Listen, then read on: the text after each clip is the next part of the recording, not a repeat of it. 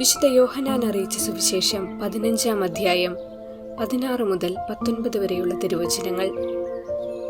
നിങ്ങൾ എന്നെ തിരഞ്ഞെടുക്കുകയല്ല, ഞാൻ നിങ്ങളെ തിരഞ്ഞെടുക്കുകയാണ് ചെയ്തത്. നിങ്ങൾ പോയി ഫലം പുറപ്പെടുവിക്കുന്നതിനും നിങ്ങളുടെ ഫലം നിലനിൽക്കുന്നതിനും വേണ്ടി ഞാൻ നിങ്ങളെ നിയോഗിച്ചിരിക്കുന്നു. തന്മൂലം നിങ്ങൾ എൻ്റെ നാമത്തിൽ പിതാവിനോട് ചോദിക്കുന്നതെന്തും അവിടുന്ന് നിങ്ങൾക്ക് നൽകും. ഞാൻ നിങ്ങളോട് കൽപ്പിക്കുന്നു, പരസ്പരം സ്നേഹിക്കുവിൻ. ഓർമ്മിക്കുക, നിങ്ങൾ പോയി ഫലം പുറപ്പെടുവിക്കുന്നതിനും നിങ്ങളുടെ ഫലം നിലനിൽക്കുന്നതിനും വേണ്ടി നിങ്ങളെ നിയോഗിച്ചിരിക്കുന്നു. രക്തസാക്ഷികളുടെ ചുടുനിണത്താൽ പരിപോഷിപ്പിക്കപ്പെട്ട സഭ ഫലം പുറപ്പെടുവിക്കുന്നതിനെ കുറിച്ചാണല്ലോ ഈ ഫലാഗമകാലത്തിൽ നാം ധ്യാനിക്കേണ്ടത്. സഭ എന്നത് നാം ഓരോരുത്തരുമാണ്. നാം പുറപ്പെടുവിക്കുന്ന ഫലങ്ങളാണ് സഭയുടെ ഫലങ്ങൾ.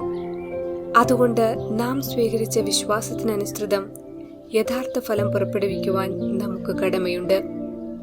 മാമോദീസായിലൂടെ പരിശുദ്ധാത്മാവിനെ സ്വീകരിച്ചവരാണ് നാം. ആയതിനാൽ ക്രിസ്ത്യാനികൾ എന്ന നിലയ്ക്ക് പരിശുദ്ധാത്മാവിന്റെ ഫലങ്ങൾ നമ്മിൽ നിറഞ്ഞു കവിയേണ്ടതുണ്ട്. നമ്മുടെ കുടുംബങ്ങളിൽ, നാം ജോലി ചെയ്യുന്ന സാഹചര്യങ്ങളിൽ, നാം ആയിരിക്കുന്ന ഇടങ്ങളിൽ ഈ ഫലങ്ങൾ നാം പുറപ്പെടുവിക്കണം. ഒരു കുടുംബത്തിൽ ആത്മാവിന്റെ ഫലങ്ങൾ എങ്ങനെയാണ് നാം പുറപ്പെടുവിക്കുക? പരസ്പരം വിട്ടുകൊടുത്തും മനസ്സിലാക്കിയും അംഗീകരിച്ചും ജീവിച്ചാൽ ഇത് വളരെ എളുപ്പത്തിൽ സാധ്യമാണ്. സ്നേഹത്തിന് കുറവ് വരുത്തിയാൽ നാം യഥാകാലം ഫലം പുറപ്പെടുവിക്കാത്തവരാകും. നമുക്ക് ക്ഷമിക്കാം.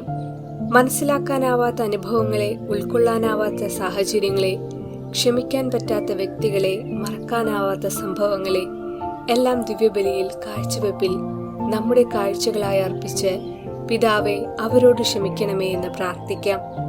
ദൈവത്തിന് അസാധ്യമായി ഒന്നുമില്ല.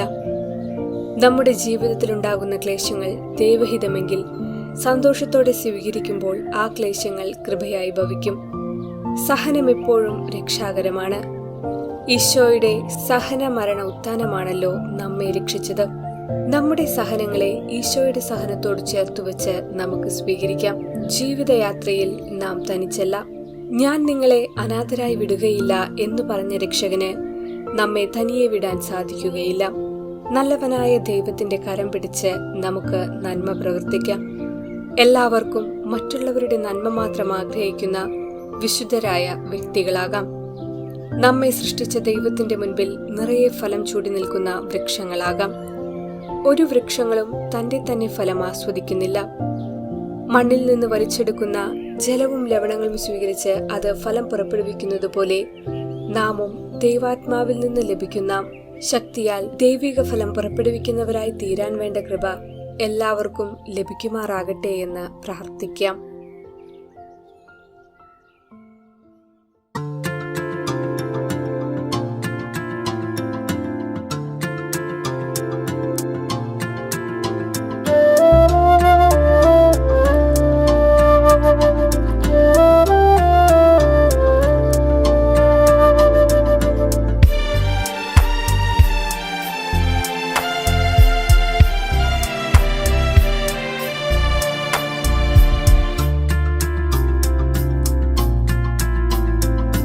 ഫലം നൽകാ വൃക്ഷമെല്ലാം വെട്ടിമാറ്റും വേളയിൽ എൻ്റെ പേർ നീ ഒരു നാളും പരിഗണിക്കരുതേ. ആത്മാവും ജീവനും നിത്യമായി നശിക്കുന്ന അഗ്നിയിൽ നിന്നെൻ്റെ നിലവിളി ഉയരരുതേ. നാഥാ, എൻ്റെ ജന്മം പാഴാകാൻ അനുവദിക്കരുതേ.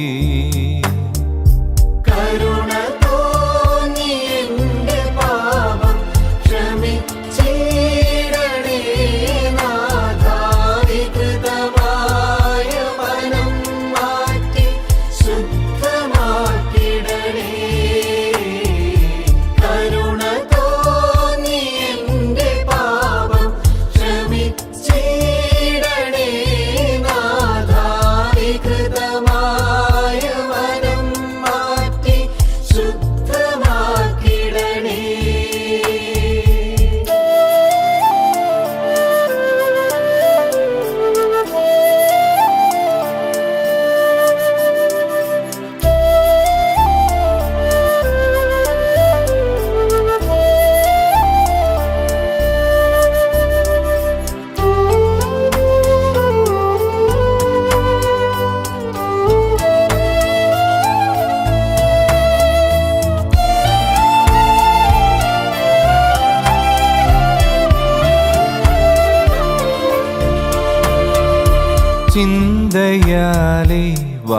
വാക്കിനാലെ ചെയ്തിയാലെ വന്നു പോയ പിഴകളെല്ലാം കനിവു തോന്നി പൊറുത്തീടണേ.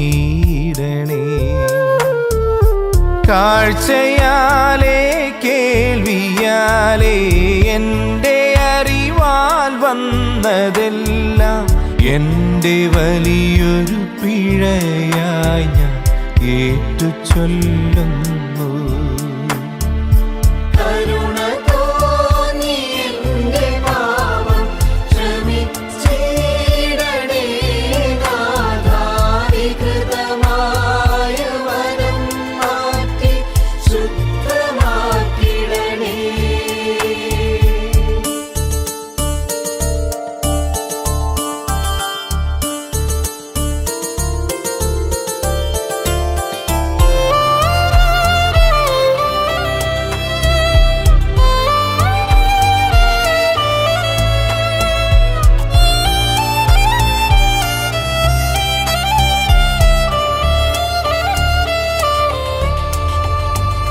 സ്വർഗഗേഹം വിട്ടിറങ്ങിയ ദൂർത്തനെ പോൽ ഞാനിതാ നിൻ കാൽക്കൽ വന്നു കരുണ തേടി കാത്തിരിക്കുന്നു.